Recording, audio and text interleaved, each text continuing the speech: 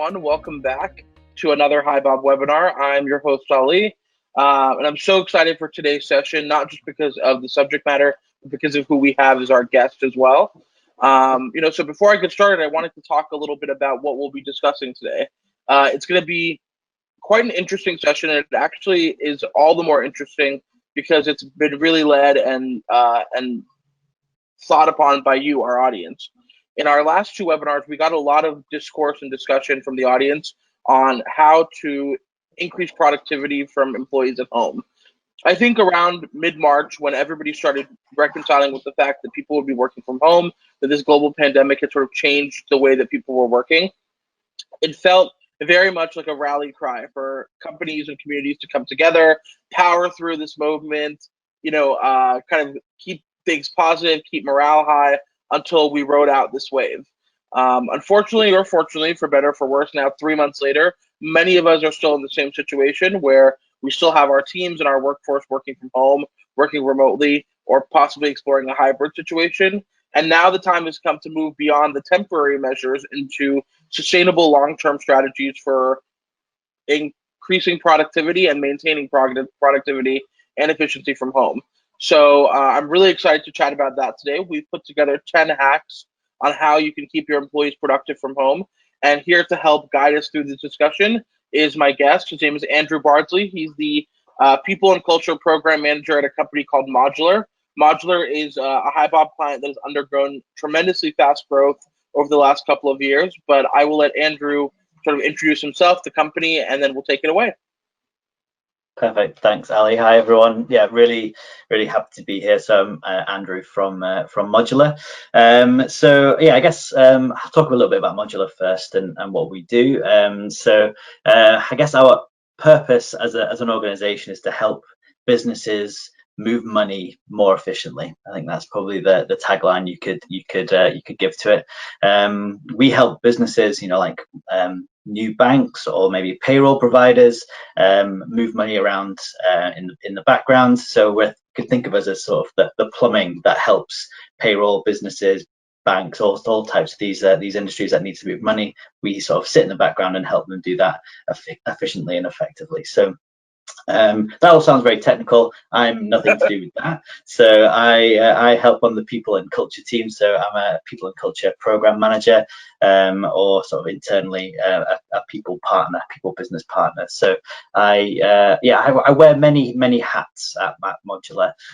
From initially when I joined about 6 months ago, I was brought on to help with a tremendous amount of growth we were going through. I was brought on to help sort of design and build our onboarding program. So I think we're going to talk a little bit about that today and how we've sort of structured our onboarding to help sort of in person initially, but now also we've continued that growth. And I think so Ali was touching on it there. This pandemic has it's changed the way we've worked, but also we've needed to get on with things and to continue to sort of to move forward, and we've sort of definitely continued to do that at Modulr. So hoping to talk a little bit about that later. But more recently, I've my role has been sort of transitioning into more sort of learning and development as well. So I'm helping our managers, our people get the right tools and skills they need to be successful. And yeah, I'm sure we'll touch on some of that stuff today as well. So yeah, really excited to be here and excited to hear the questions from you all. And yeah, and hopefully we can help and take away a few key bits of info. So yeah. Great, thank you, Andrew. Yeah, we're thrilled to have you. And I think like the thing that you mentioned that struck me most is sort of the getting on with it. Like at some point, everybody has to sort of return to some sense of normalcy. And I think figuring out how to do that within the confines of this new normal, it can be so tricky. I know, this is the first end of quarter I know we've had at HiBob where it's all being done remotely. It feels so weird to have our sales team, sort of dispersed globally, trying to close end of quarter deals, trying to meet revenue targets. When normally that's a vibe and like a feeling that you can feel when you're all together. So definitely like an adaptation, and I'm sure there's many things on your end that have felt similar. But before we get started, I just wanted to remind everyone in our audience of two things. First, please feel free to submit questions for Andrew through the question box. You can through that, ask any questions related to anything that we're talking about. So it doesn't have to focus necessarily on the remote productivity hacks. It can focus on anything or just questions for Andrew or for myself or for HiBob. Happy to answer any of those. And then second, I wanted to tell everyone that we've put in the handout section the HiBob back to the office survey template. I know many of you are in that position where you're reconciling with potentially exploring either a hybrid return to work model in the near future. Maybe you're already there and trying to figure out how to optimize it. Maybe it's something that you just want to be prepared for and have in your back pocket for when the timing does feel right in whatever location you're in. We've put together a really handy survey template that you can use to not just survey your employees, but also put together a plan for management and for your team to make sure that returning back to the office in whatever capacity that means for you can be done safely, efficiently, and in a way that is productive for your employees. So feel free to download that from the handout section. And like I said, again, feel free to ask questions in the question box for Andrew or for myself. But with that in mind, we'll kick things off. So the first hack for remote productivity that we wanted to talk about really centers around structured onboarding. Now, I know, Andrew, you said this is what you were brought on to Modulr to do, so I'm sure that this area is nothing new or strange for you. But I'd love to hear a little bit about your approach to onboarding and what sort of that means within the context of this new normal. I know you've onboarded people you have employees who have never even been to the office, right? Who you've onboarded. Yeah, correct. Yeah. So tell me a little bit about it. Yeah, it's interesting. And today's, I don't know if you can call it a special day or I'm not sure, but this is the 100th day we've been in lockdown in the UK. So if you add on 7 days to that, congratulations, I guess. well, yeah, I'm not sure quite how to sort of phrase that, but yeah. So if you add on a week to that, so we've been sort of working from home, working remotely in some capacity for 107 days now at Modulr.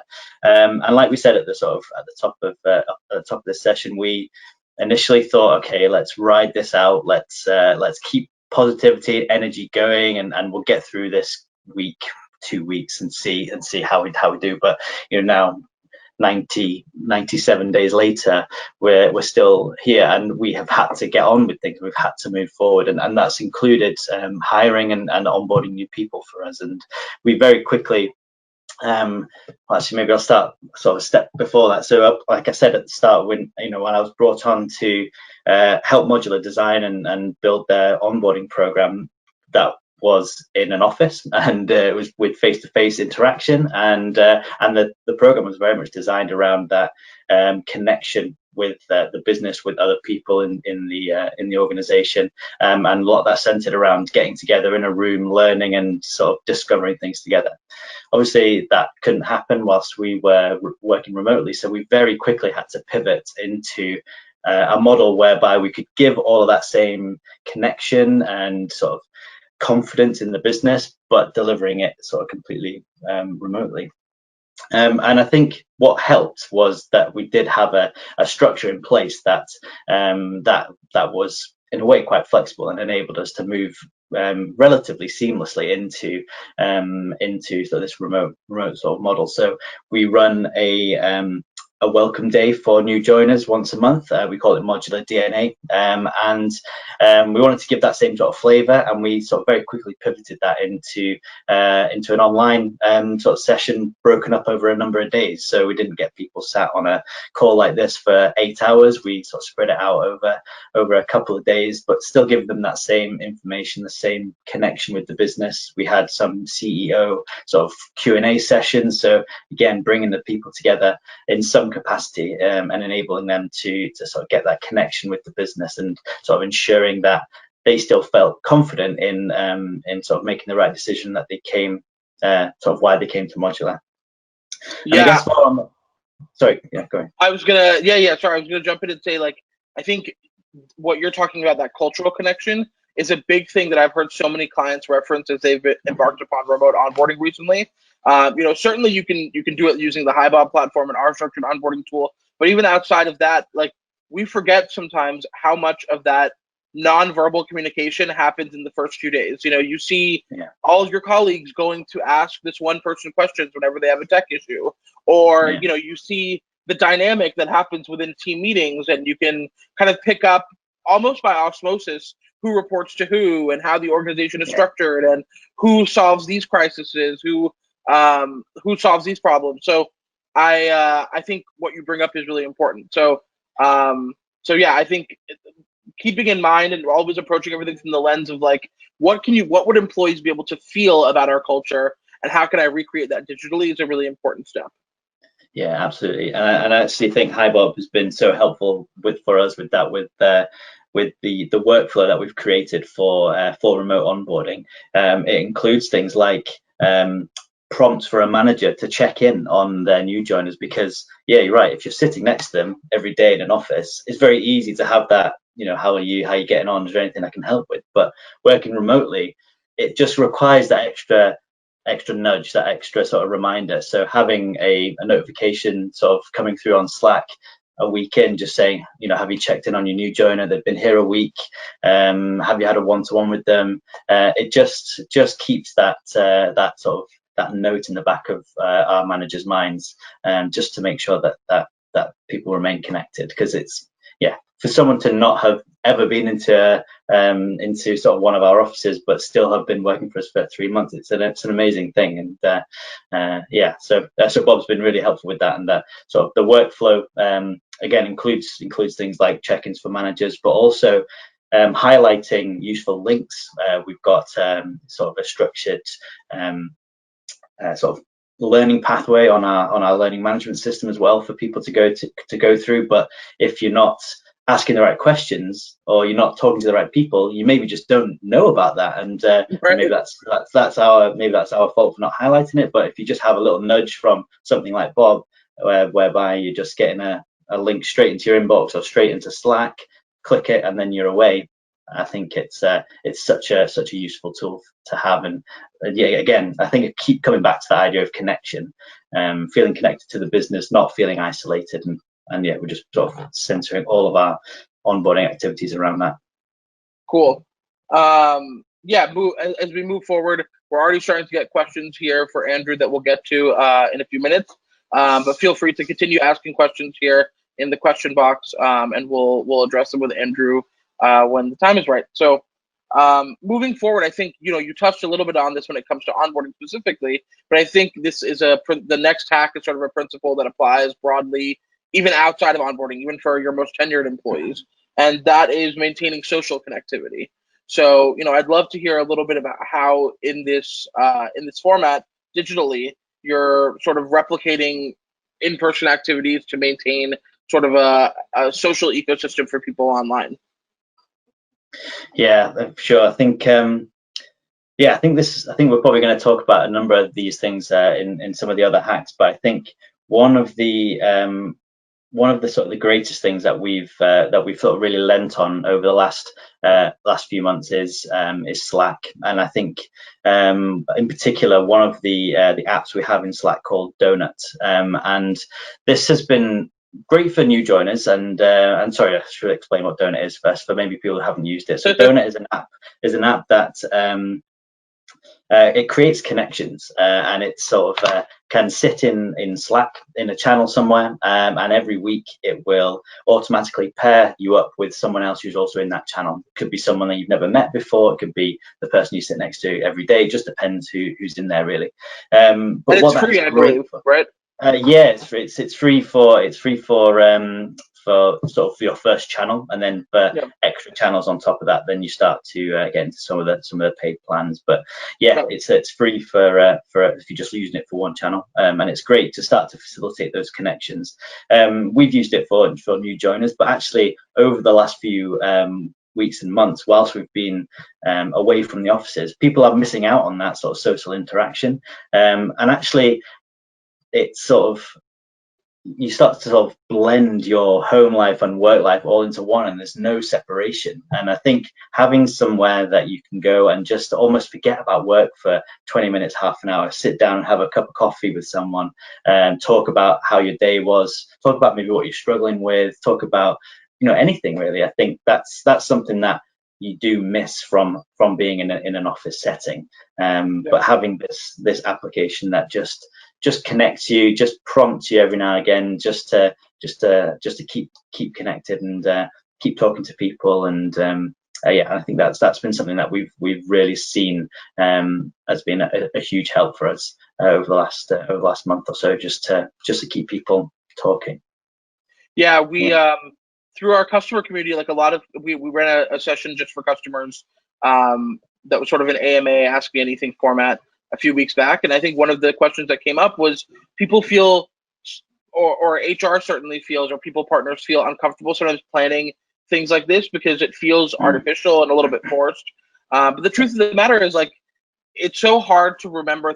I'm sure everyone on this webinar today has at least one colleague who they consider a friend, who they have no work interaction with.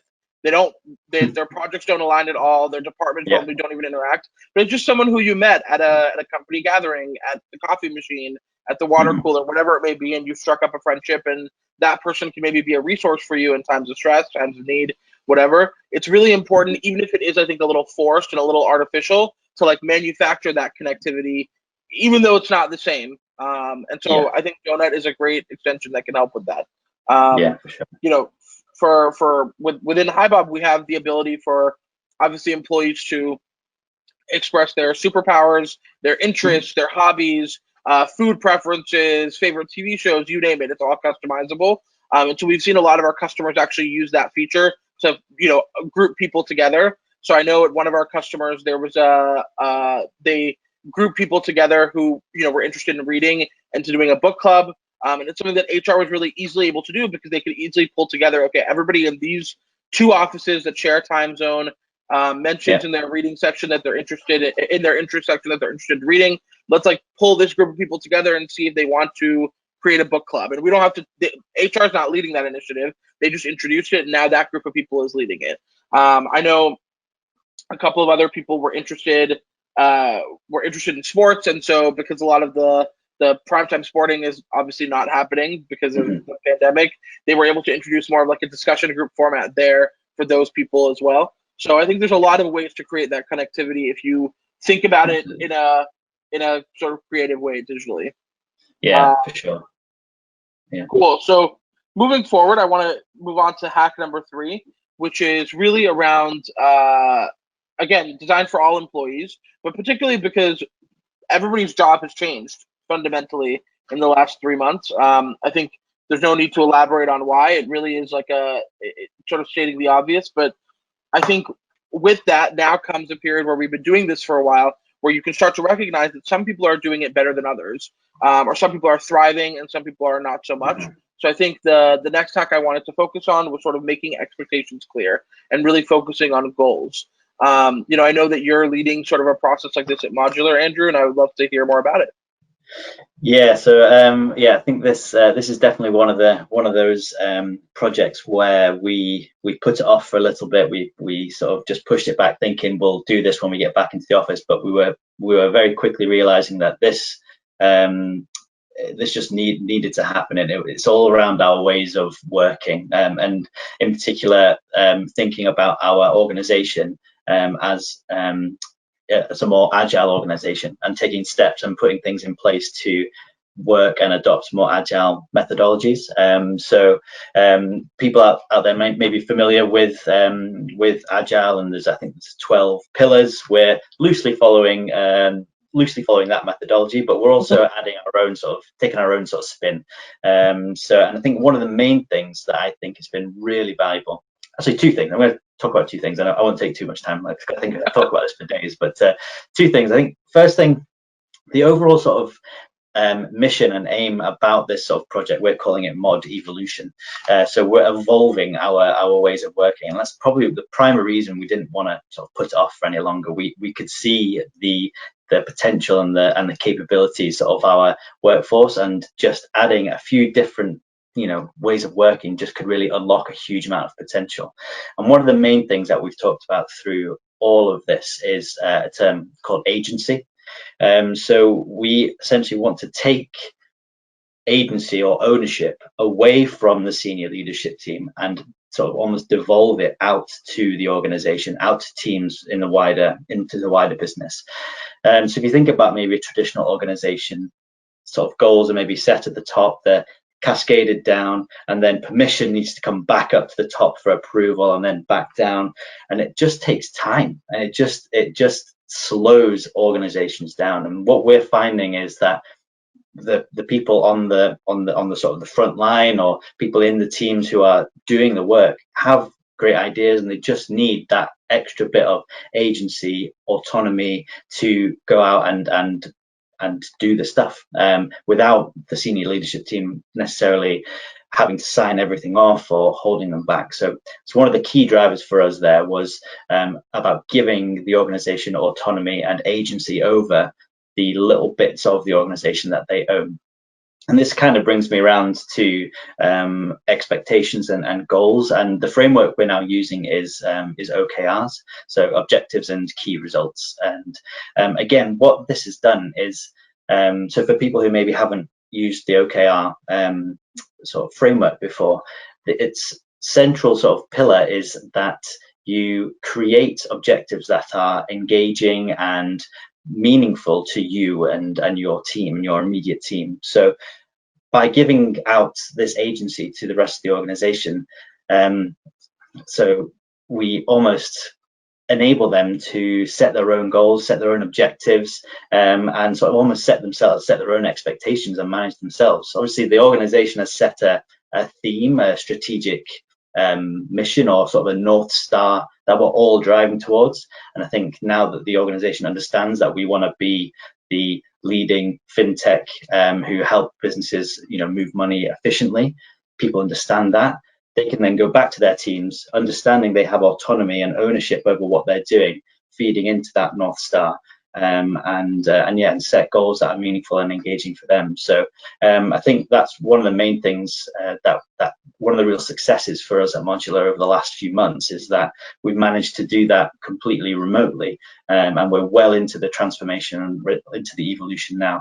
And I'm only seeing positives. Obviously, this isn't I think this is one of the things that we needed to help people understand. This isn't an evolution from A to B, and we'll know when we get to B, and then that'll be it, we can stop. It's going to be a continuous thing whereby we are learning new things every couple of weeks, and we're implementing and dropping things that maybe didn't work, trying new things, and just it's going to be a continuous thing. But I guess that's the whole philosophy around Agile. It's not about stop, stop, that's when you're finished. It's about continuously evolving and continuously sort of moving forward. So yeah, that's one of the things I'm so proud of about over the last few months with Modulr. I think it's a fantastic step that we've taken into our future, and it's really it's really brilliant thing to be involved in.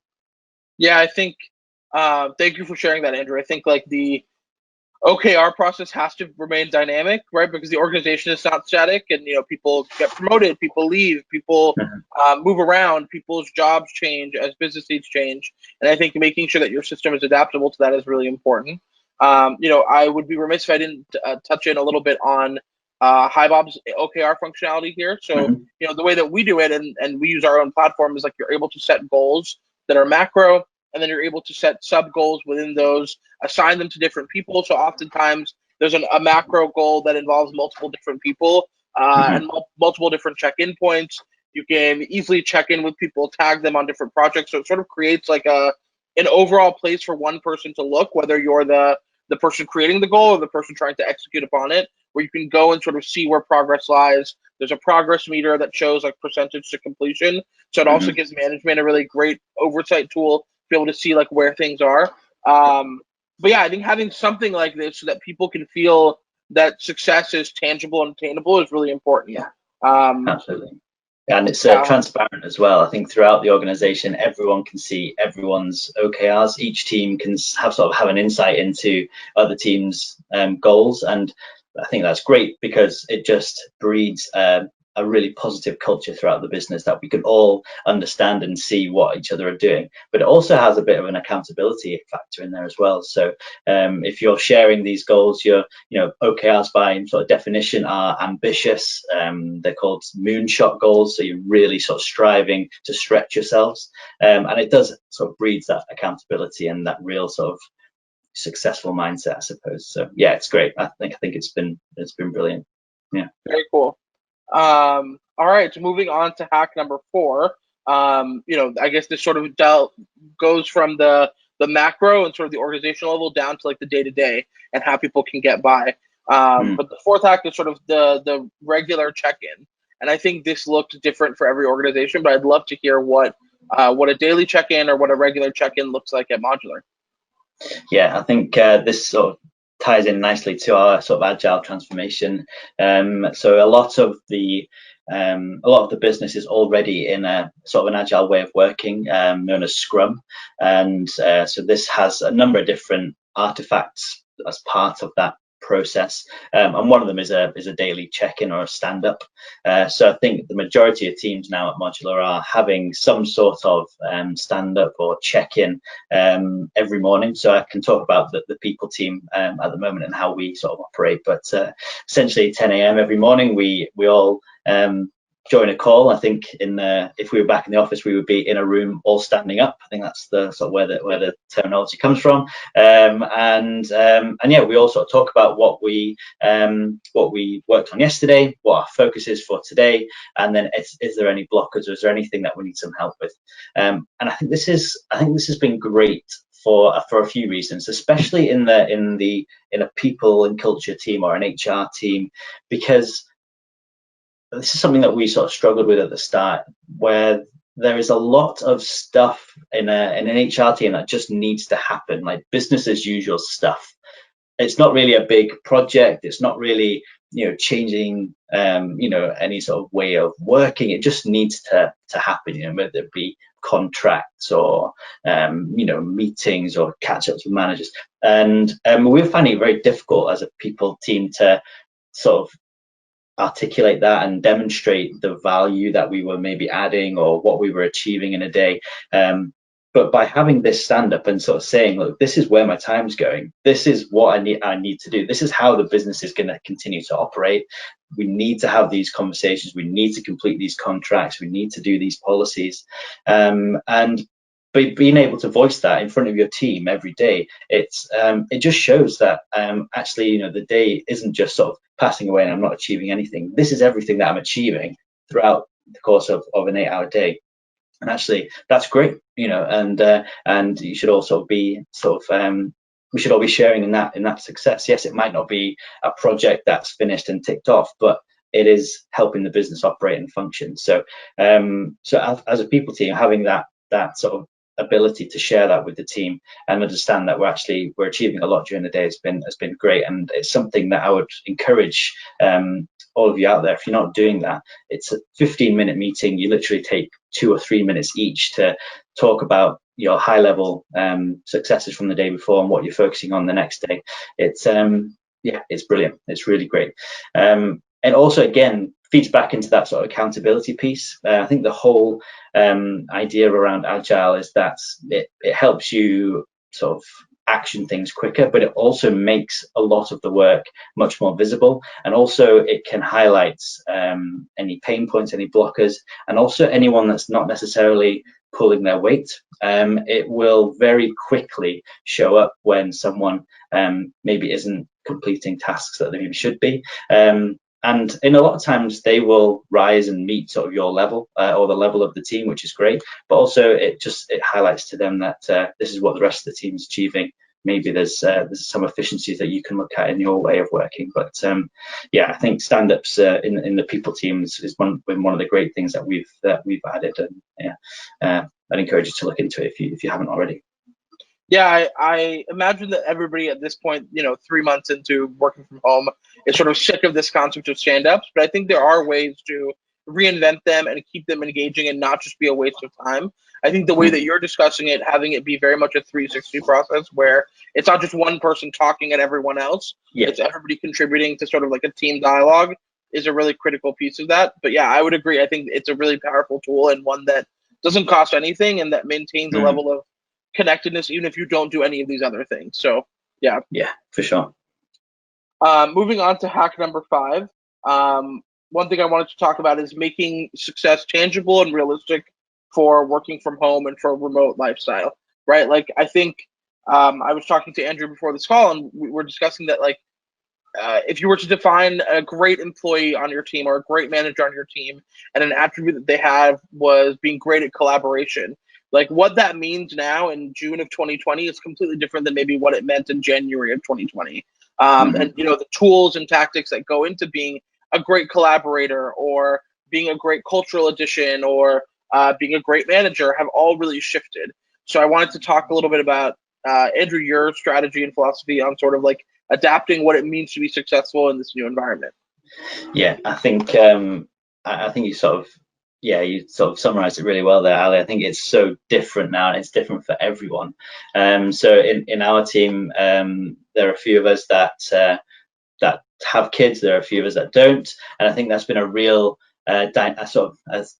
a shift that we've needed to adapt to. So some of the team need to take a slightly longer period around lunchtime. So between 12 and 2, we know that a couple of the team won't be active, won't be responding on Slack, they won't be doing much, and we need to pick up anything that maybe comes in through the Slack channels or the inbox, and then they'll maybe sort of take over and work, sort of take over for the rest of the day or something. And I think flexibility is probably the key thing over the last few weeks and months, because we just know that everyone's situation is different, and I think to be successful now is completely it's just sort of been completely flipped on its head. It means so many different things to so many different people, and I think all we can do now is support our teams and support the business and understand that it's not going to be easy and plain sailing like it maybe was in the office. We need to put things in place that will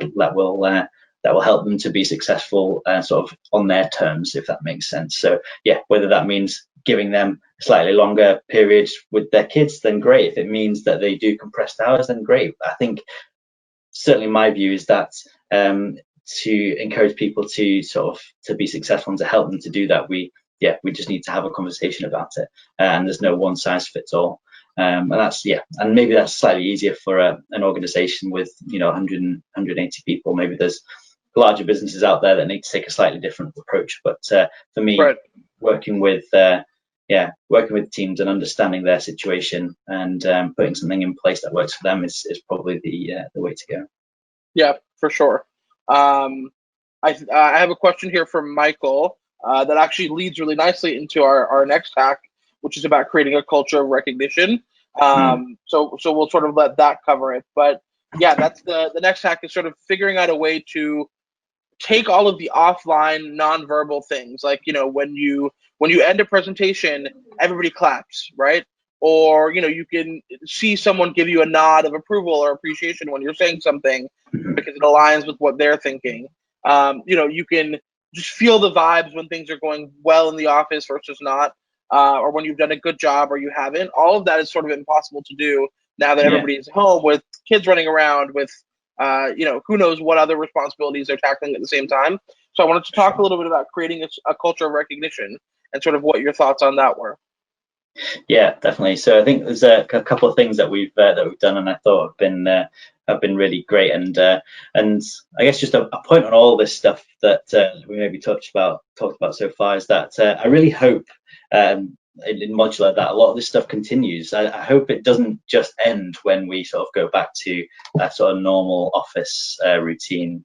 So for one of the things that we've implemented is a happy hour on a Friday afternoon. So we all get together on a call at 4 p.m. on Friday, and we talk about the successes of the week. And it's not a time for leaders to give out sort of messages to the business. This is about the employees sort of updating the business and saying what they've done, what they've been really proud of that week. And I think for me, as a relatively new member of staff, it's been really fantastic to understand what the rest of the business is doing and sort of what they've done that they've really loved that week, or what they've done that's been particularly exciting. And yeah, it's great because people come on, they talk with so much passion and excitement for what they were doing. And maybe I don't understand all of the technicalities of it, but it's just great to hear, and it's great to understand that the business is doing well.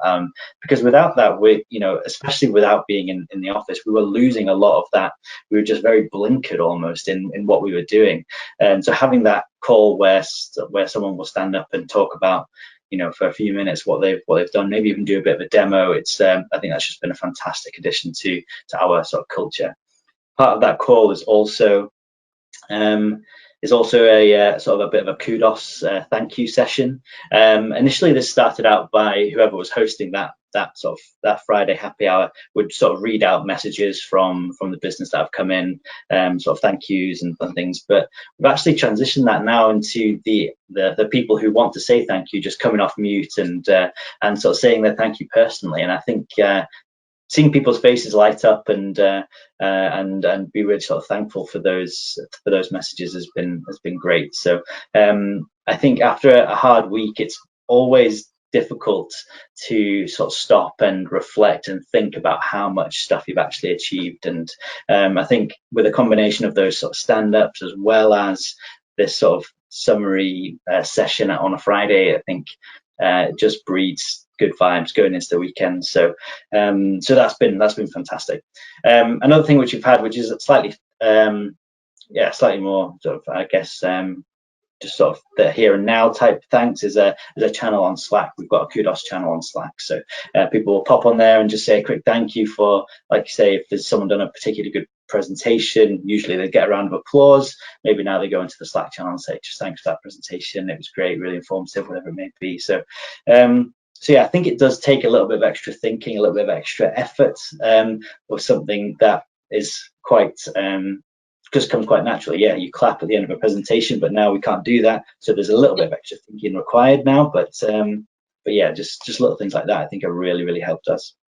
Yeah, we use our own platform a lot. So like, within the Bob platform, you can do it either via mobile or on the desktop site. You can like offer kudos, praise, shout outs. But it sort of is really helping keep us together, especially because we're, like many companies, spread over 3-4 offices globally. Having the ability to sort of connect with people and understand what's going on and hear about great things that happened is critical for us. I think also to your point, a lot of people have reached out to us to ask, how can I keep this like weekly happy hour fresh? Like, there's only so much that someone can talk about, their dog or like what's happening in their background or how their week was. And so I think structuring it with this idea of like, okay, what is one big win that your team had this week? What is one big success that you brought to the business this week? Can kind of keep that format alive and going for as long as we need it to. So I think one thing which is always a little bit different is our head of sales will come on right at the end of the call, and he'll announce any deals that we've won that week. And if he hasn't won a deal, he'll usually do some sort of forfeit. So he'll last week he was in a chicken suit, bright yellow chicken suit. So that was an interesting Friday happy hour for sure. Yeah, I'll have to give that idea to some of our sales leaders here at Bob and see if they're open to it. I wanna move on. We're gonna skip one of the hacks for now, which is connecting people with technology, since we touched on Donut and stuff like that. So in the interest of time, I'm gonna move forward to number 8, which is creating a pathway for anonymous feedback. And the reason why I think this is so imperative, maybe now more than ever, is with the economy being the way it is, with the global uncertainty around, people's jobs and things like that, there's a lot of fear, a lot of apprehension. And I think what that's done is it's created an environment where people at any company, no matter how good the culture is, maybe feel afraid or apprehensive about speaking up about issues that they're facing, about issues, within the workflow of them being happy and productive and having a healthy work environment. And I think creating an anonymous feedback pathway to HR, to whoever is the designated party, is really important. Tell me a little bit about how that feedback process works for you guys. Yeah, sure. So as part of our sort of evolution, we're now moving into a cycle of sort of 2-week sprints that we're calling them. So every 2 weeks we'll focus on maybe a particular piece of work or a particular theme within our teams, and then at the end of those 2 weeks we'll report on what we've done. But part of that reporting is a sort of a company all hands, sort of just half an hour quick update about what sort of went well that week, and we've built into that a sort of, as you were describing there, sort of an anonymous forum to share feedback. So it comes in the form of a pulse survey. So we only ask a couple of questions. One of them is like, were you happy at work this week? So it's that sort of happiness check-in. But then there's also a chance for people to feedback and ask any questions they maybe want to ask on that on that sort of all hands call. This goes directly to the leadership team, and they'll address them directly. And it's also a chance for them just to ask for any particular topics to be covered. So maybe it's a financial update, maybe you wanted to hear about the initiative that the people team had talked about the last meeting, whatever it may be. There's that forum there to feedback.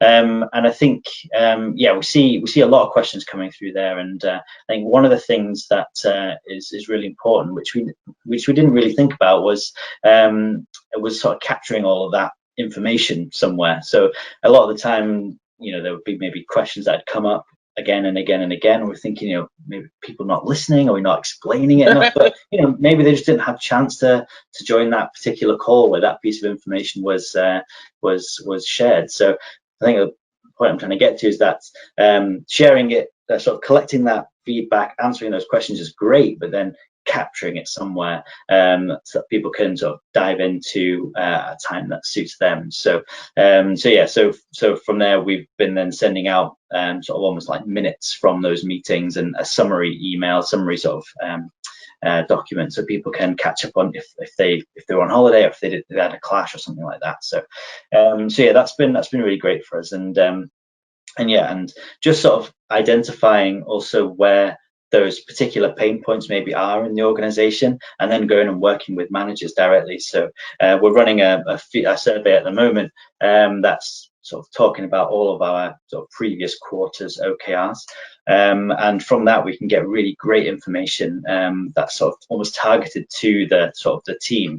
We can then go and work with managers and understand a little bit about what's going on there, and then maybe put an action plan in place to help improve those scores. So I think the anonymous feedback has been great for us, and I think one thing I'll just finally touch on there is we talked a lot about this when we were deciding how we would collect this information. Should it be anonymous? Should it be non-anonymous? I don't know what's the word. Non-anonymous, is that the right word? I don't know. So yeah, we talked about it, and what we wanted to do is to create a sort of a psychologically safe environment for people to share that feedback. We wanted people to be honest with us. We wanted to hear what people wanted to say. So yeah, we decided to keep it anonymous. But what we could do is sort of capture a little bit of like that demographic data. So what people's team is, maybe what people's manager is, without necessarily identifying the person directly.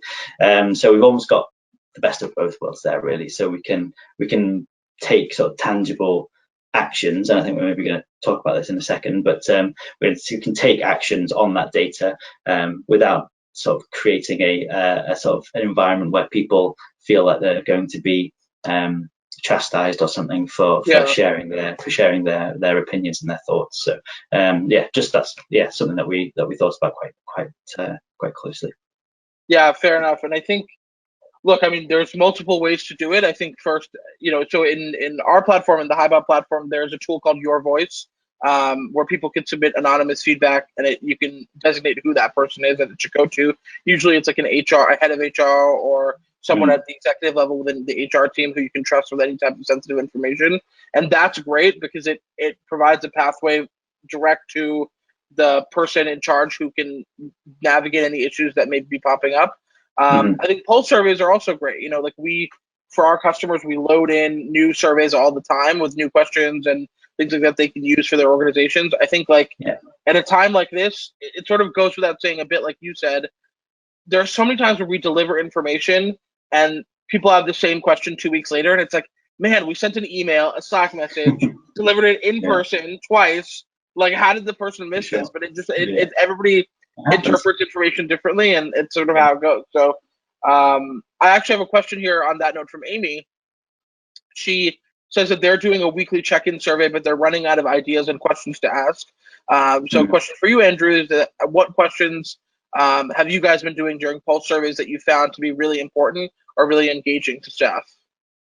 Yeah, so one of the main pulse surveys we've been running is the weekly happiness survey. So we asked, were you happy in work this week, or how happy were you at work this week? So there's like a rating scale 1 to 5, and then also a comment section. So this has been great because especially over the last few weeks and months, where people struggling in different ways. So for us to help sort of understand and maybe help sort of target anything that's wrong has been really helpful. But I think the second question, which is like just a free text sort of box for them, is how could we have made you happier? So I think really trying to get that tangible feedback from people has been so important, and that's actually then informed some of the agendas we've done around mental health awareness, around inclusion. It really has informed a lot of that stuff and helped us to think. Just given us a broader range of thoughts around that sort of stuff. So that's probably the one we've found most beneficial. I think, as I say, at the moment we're running one around our Q2 OKRs. So we're really trying to sort of deep dive into maybe what we've achieved and try to understand that a bit more. So yeah, again, that's really helpful and tangible information. But pulse surveys I think have been great. Yeah. Hopefully that helped, Amy. I'm not a data scientist by any means, but I know from what customers have told us, like they often get hung up in this process of trying to create surveys that can be completely objective, right? And so happiness, for instance, isn't a purely objective trait, because if what one person may consider a 3 would be another person's 5, right? And it's all on sort of a scale. I think that's okay. I think unless you're dealing with employee numbers in the tens of thousands, like there will always be this room for sort of a qualitative element to these surveys. And ultimately, I think the free text is a huge important part of getting feedback in a way that maybe isn't structured that you can act upon. So yeah, Amy, hopefully that helped. I think the next part of surveys is, like, it's great to do them, but I think I remember during our customer session that we had last week, where we had a bunch of heads of HR on the line, one of them mentioned that I think the only thing you can do worse than not running surveys or not getting feedback from your employees is getting feedback and then not committing to doing anything with it. And so I think, especially in what we're seeing now in an age of accountability, in many ways, it's sort of a reckoning of sorts. I think that accountability internally is really important. So yeah, I'd love to hear, a little bit about how you guys act on survey feedback. It can be so distracting for employees to feel like, wow, we all submitted this feedback on, this particular project not working or this particular blocker, and nothing seems to have happened. It almost makes the work environment worse. So tell me a little bit about how you guys deal with survey feedback. Yeah, so I think the first bit of feedback so I think we maybe got a little bit trigger happy on the survey front when we first went into lockdown. So I think we were sending out multiple surveys a week, and the first thing people were feeding back was there's too many surveys. We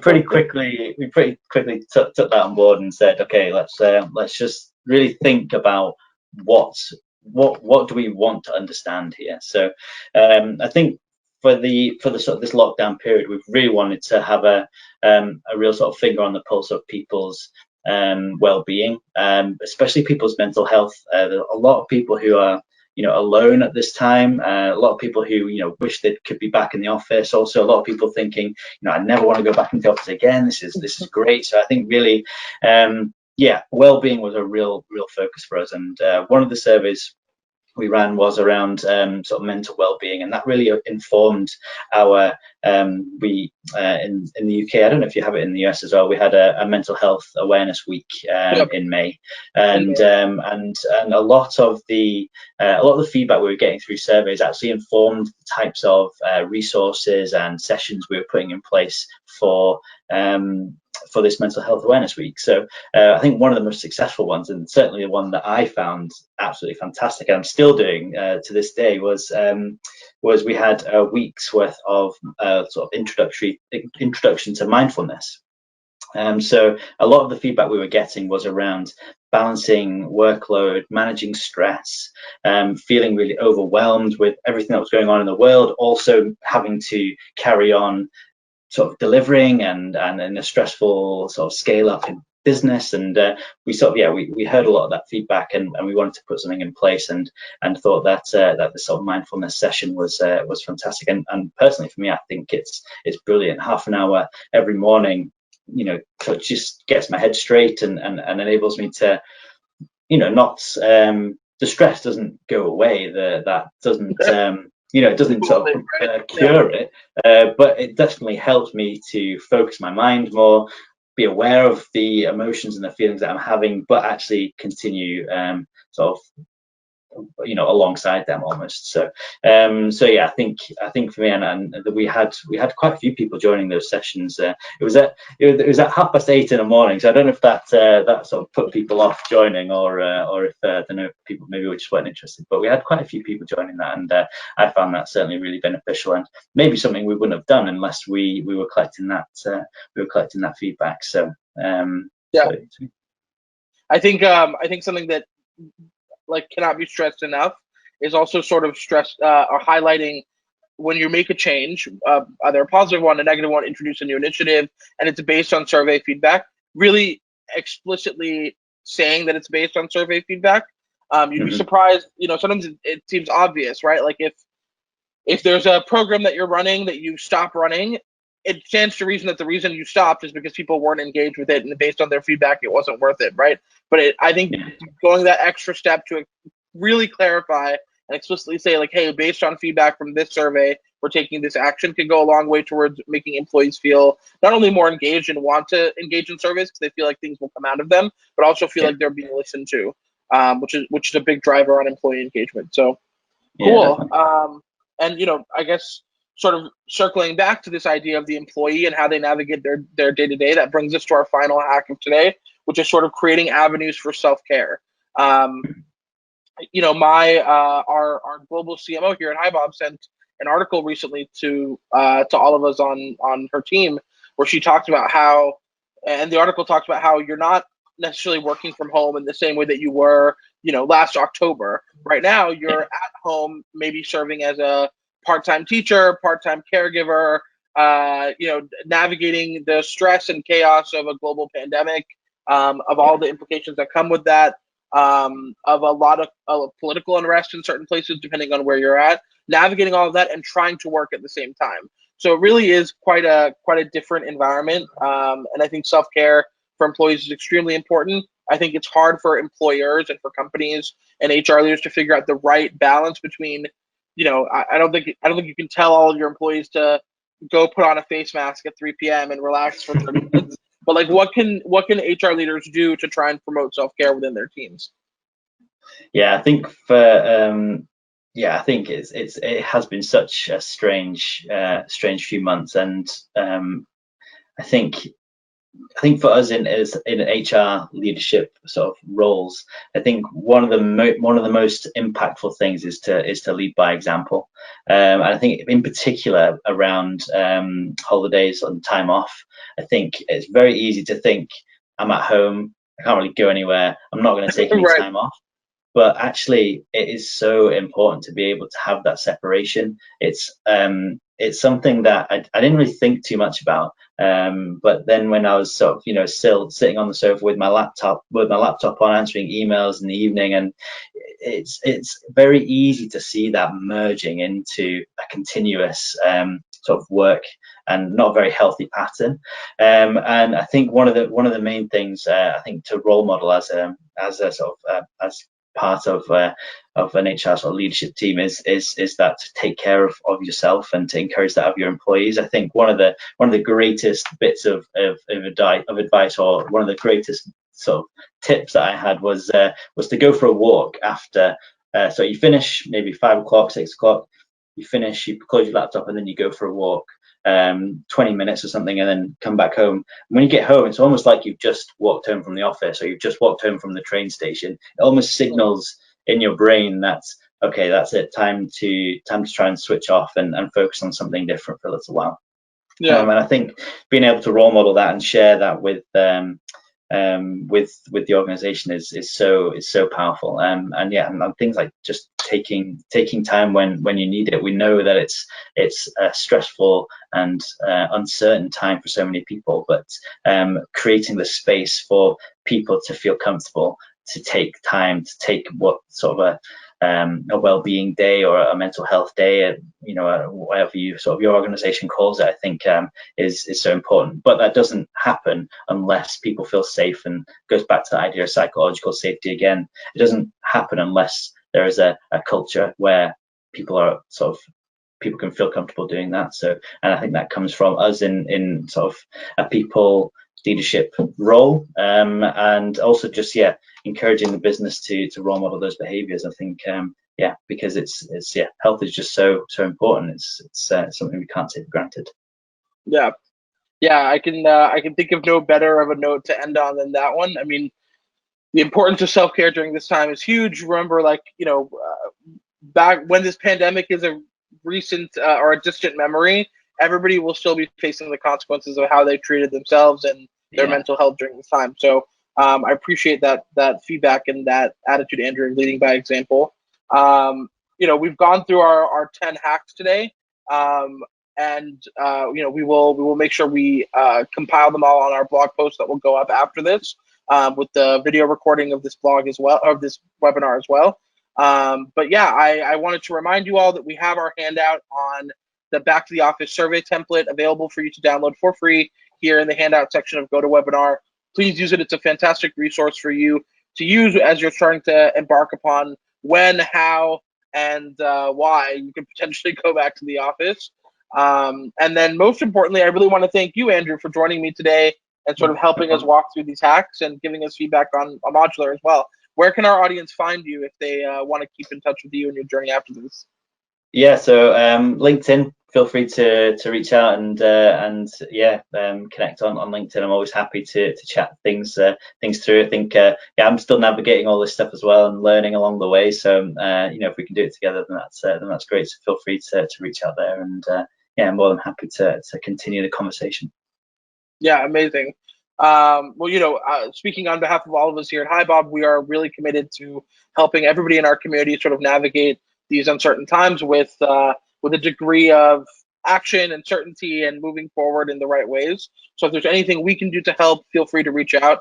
If there's anything I can do to help on behalf of HiBob, feel free to reach out to us as well at ali.fazal@hibob.com, whether it's learning more about the platform or ideas for future sessions like this. But until next time, it's Ali from HiBob. Thank you so much, Andrew, for joining me today. It's been a real pleasure, and I look forward to hearing feedback from this session and hearing how all of you have been able to take these top 10 hacks to remote productivity and implement them into the day-to-day of your organizations. But until next time, it's been Ali with HiBob. Everybody take care. Have a good day. Thanks, everyone. Cheers.